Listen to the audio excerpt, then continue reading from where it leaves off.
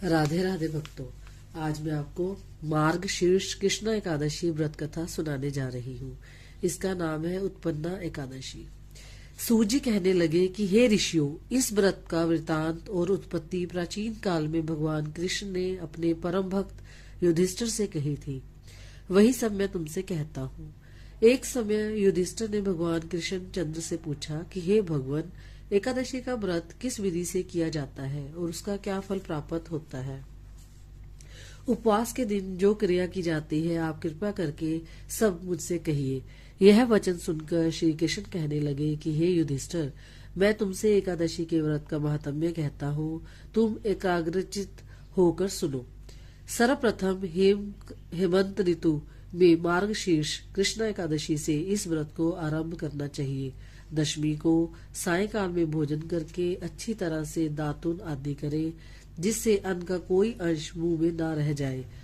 रात्रि को भोजन कदापि ना करे, अधिक ना बोले। एकादशी के दिन प्रातः 4 बजे उठकर सबसे पहले व्रत का संकल्प करे, और जिसकी विधि है कि उस दिन जो संवत चल रहा है उसका नाम ले, वार का नाम ले और अपने गोत्र का नाम ले। उसके पश्चात शौच आदि से निवृत्त होकर नदी, तालाब, बावड़ी या कुएं पर जाकर मिट्टी आदि लगाकर मंत्र का जाप करते हुए शुद्ध जल से स्नान करे। व्रत करने वाला चोर, पखंडी, पर स्त्रीगामी, निंदक, मिथ्याभाषी तथा किसी प्रकार के पापी मनुष्य से बात ना करे। स्नान के पश्चात धूप, दीप, नैवेद्य आदि 16 चीजों से भगवान का पूजन करे और रात को दीप दान करे। यह सब कर्म भक्ति और श्रद्धा युक्त होकर करे। रात्रि को सोना व प्रसंग नहीं करना चाहिए। सारी रात्रि भजन कीर्तन आदि करना चाहिए, और जो कुछ पहले जाने अनजाने में पाप किए हो उनकी क्षमा मांगनी चाहिए। धर्मात्मा पुरुषों को कृष्ण पक्ष और शुक्ल पक्ष दोनों एकादशियों को समान समझना चाहिए।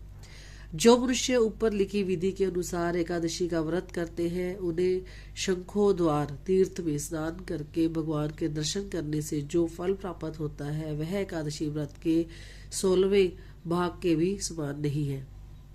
व्यतीत पात के दिन दान देने का 1,00,000 गुना फल होता है। संक्रांति से 4,00,000 गुना तथा सूर्य चंद्र ग्रहण में स्नान दान करने से जो फल प्राप्त होता है, वही पुण्य एकादशी के दिन व्रत करने से प्राप्त होता है।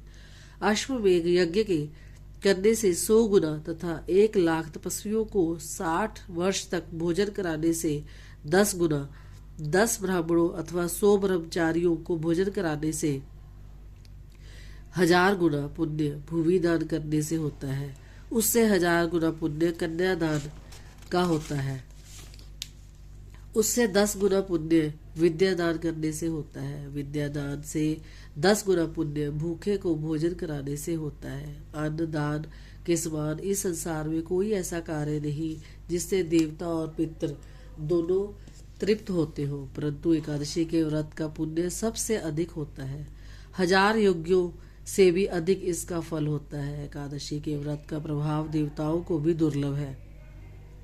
रात्रि को भोजन करने वाले को उपवास का आधा फल मिलता है, और दिन में एक बार भोजन करने वाले को उसका आधा फल मिलता है, परंतु निर्जल व्रत रखने वाले को महात्म्य तो देवता भी वर्णन नहीं कर सकते।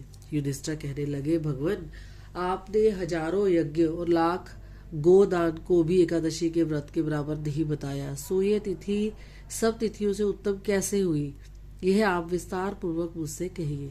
युधिष्ठिर के वचन सुनकर भगवान कहने लगे कि हे युधिष्ठिर, सतयुग में मुर नाम का दैत्य उत्पन्न हुआ, जो बड़ा बलवान और भयानक था।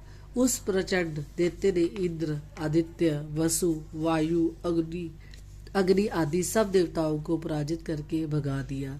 तब इंद्र सहित सब देवताओं ने भयभीत होकर शिवजी महाराज से अपने दुख का सब कारण और दैत्य का वृतांत कहा और बोले, हे कैलाशपति, मूर दैत्य से भयभीत होकर सब देवता मृत्युलोक में फिर रहे हैं। तब शिव जी कहने लगे कि हे देवताओं, तीनों लोकों के स्वामी, भक्तों के दुखों का नाश करने वाले भगवान विष्णु की शरण में जाओ, वही तुम्हारे दुख को दूर कर सकते हैं। शिवजी के ऐसे वचन सुनकर इंद्र आदि सब देवता क्षीर सागर में पहुंचे। वहां भगवान को शयन करते हुए देखकर इंद्र हाथ जोड़कर उनकी स्तुति करने लगे कि हे देवताओं द्वारा स्तुति करने योग्य प्रभु, आपको बारंबार नमस्कार है। देवताओं की रक्षा करने वाले मधुसूदन, आपको नमस्कार है। आप हमारी रक्षा करें। दैत्यों से भयभीत होकर हम सब देवता आपकी शरण में आए हैं। आप इस संसार के कर्ता, माता पिता, उत्पत्ति तथा पालन करता और संहार करने वाले हैं। सबको शांति प्रदान करने वाले हैं। आकाश और पाताल भी आप ही हैं। सबके पितामह ब्रह्मा, सूर्य, चंद्र, अग्नि, सामग्री, होम, आहुति, मंत्र, तंत्र, जप, यजमान, यज्ञ, कर्म, कर्ता, भोक्ता भी आप ही हैं। आप सर्वव्यापक हैं। आपके सिवा तीनों लोकों में चर तथा अचर कुछ भी नहीं है। हे भगवान, दैत्यों ने हमको जीत कर स्वर्ग से भ्रष्ट कर दिया है और सब देवता इधर उधर भागे भागे फिर रहे हैं। आप उन दैत्यों से हम सबकी रक्षा करें। इंद्र के ऐसे वचन सुनकर भगवान विष्णु कहने लगे कि हे इंद्र, ऐसा मायावी दैत्य कौन है जिसने सब देवताओं को जीत लिया है? उसका क्या नाम है? उसमें कितना बल है और किसके आश्रय में है तथा उसका स्थान कहाँ है? ये सब मुझसे कहो। भगवान ने ऐसे वचन सुनकर इंद्र बोले, भगवान, प्राचीन समय में एक नाड़ी जंग नामक राक्षस था। उसके महाप्रकर्मी और लोक विख्यात मुर नाम का एक पुत्र हुआ। उसकी चंद्रवती नाम की नगरी है। उसी ने सब देवताओं को स्वर्ग से निकालकर वहां अपना अधिकार कर लिया है। वह इंद्र, अग्नि, वरुण, यम, वायु, ईर्ष, चंद्रमा, नृत्य आदि सभी के स्थान पर अधिकार करके और सूर्य बनकर आप ही प्रकाश करता है। वह स्वयं मेघ बन बैठा है और सबसे अजय है। हे असुर निकंदन, उस दुष्ट को मारकर देवताओं को अजय बनाइए। इंद्र के ऐसे वचन सुनकर भगवान कहने लगे कि हे देवताओं, मैं शीघ्र ही तुम्हारे शत्रु का संहार करूंगा। तुम चंद्रावती नगरी को जाओ। इस प्रकार कहकर भगवान सहित सब देवताओं ने चंद्रावती नगरी की ओर प्रस्थान किया। उस समय दैत्यपति मुर दैत्य सेना सहित युद्ध भूमि में गरज रहा था। उस बलवान असुर की गर्जना सुनकर सब देवता भय के मारे चारों दिशाओं में भागने लगे। जब स्वयं भगवान रणभूमि में आए तो दैत्य उनको भी देखकर अनेक प्रकार के अस्त्र शस्त्र तथा आयुध लेकर दौड़े। भगवान ने उनको आता देखकर सर्प के समान अपने बाणों से उनके शरीर को बीध डाला। बहुत से दैत्य उनके हाथों से मारे गए। केवल एक मुर ही जीवित बचा रहा। वह अविचलित भाव से भगवान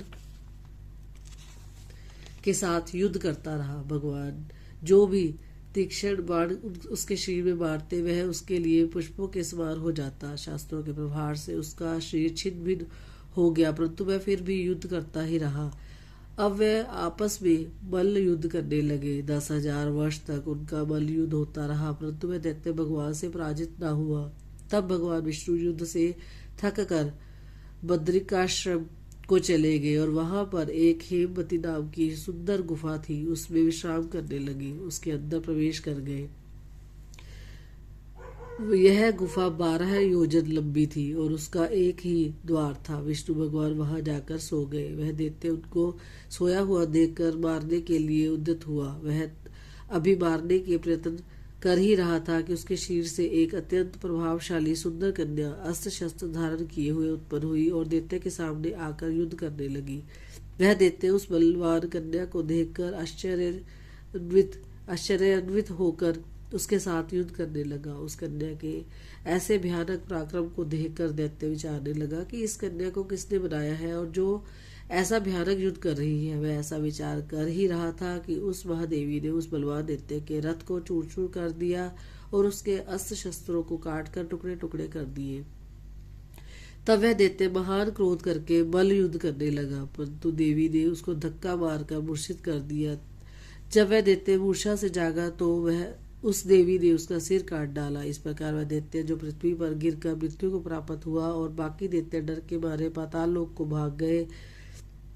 जब भगवान विष्णु की निद्रा टूटी तो उन्होंने मुर दैत्य के कटे हुए सिर व दोनों हाथ जोड़कर खड़ी हुई एक कन्या को देखा। तब भगवान उस कन्या से पूछने लगे कि हे देवी, जिस दैत्य से इंद्रादिक सब देवता भयभीत होकर स्वर्ग से भाग गए थे, उसको किसने मारा है? वह कन्या कहने लगी कि हे भगवान, जब आप निद्रा में थे तो यह दैत्य आपको मारने के लिए उद्यत हुआ। उस समय आपको योग माया द्वारा आपके शरीर से उत्पन्न होकर मैंने इस दैत्य को मार गिराया। यह सुनकर भगवान कहने लगे कि हे देवी, तुमने देवताओं के भय को दूर करके बड़ा महान कार्य किया है, अतः तुम अपनी इच्छा अनुसार वर मांगो। तब वह देवी बोली, हे भगवान, यदि आप मुझको वरदान देना ही चाहते हैं तो ये वरदान दीजिए कि जो कोई मेरा व्रत करे उसके सब पाप नष्ट हो जाए और अंत में मोक्ष को प्राप्त हो। जो इस व्रत का पुण्य है उसका आधा रात्रि को भोजन करने वाले को मिले और जो एक बार भोजन करे उसको भी आधा फल प्राप्त हो। जो मनुष्य भक्ति पूर्वक मेरे व्रत में एक बार भी भोजन ना करे उसको धर्म, धन और मुक्ति प्राप्त हो। भगवान कहने लगे, हे कल्याणी, ऐसा ही होगा। मेरे और तुम्हारे भक्त एक ही होंगे, वे अंत में मोक्ष को प्राप्त करके मेरे लोक को प्राप्त होंगे। क्योंकि तू एकादशी को उत्पन्न हुई है, अतः तेरा नाम एकादशी ही होगा। तुम मुझको सब तिथियों से प्रिय हो, इस कारण तुम्हारे व्रत का फल सब तीर्थों से भी अधिक फल देने वाला होगा। ऐसा कहकर भगवान अंतर्ध्यान हो गए और प्रभु के उत्तम वचनों को सुनकर एकादशी अत्यंत प्रसन्न हुई। भगवान कृष्ण कहते हैं कि हे युधिष्ठिर, सब तीर्थों के फल से एकादशी का व्रत का फल सर्वश्रेष्ठ है। एकादशी व्रत करने वाले को मैं मोक्ष पद देता हूँ, उसके शत्रु का नाश और समस्त विघ्नों को नाश करता हूँ। यह मैंने तुमको एकादशी की उत्पत्ति का सब वृत्तांत बतलाया है। एकादशी पापों को नष्ट करने वाली तथा सिद्धि को देने वाली है। उत्तम पुरुषों को दोनों पक्ष की एकादशियों को समान ही मानना चाहिए, कोई भेदभाव नहीं समझना चाहिए। जो मनुष्य इस एकादशी के महत्व को पढ़ता अथवा सुनता है उसको अश्वमेध यज्ञ का फल प्राप्त होता है और वह करोड़ों वर्ष तक विष्णु लोक में वास करता है, वहां भी उसका पूजन होता है। जो मनुष्य एकादशी महात्म्य के चौथे भाग को पढ़ता है उसके भी अनेक पाप नष्ट हो जाते हैं। विष्णु धर्म के बराबर दूसरा कोई धर्म नहीं और एकादशी व्रत के समान और कोई दूसरा व्रत नहीं। बोलो विष्णु भगवान की जय हो।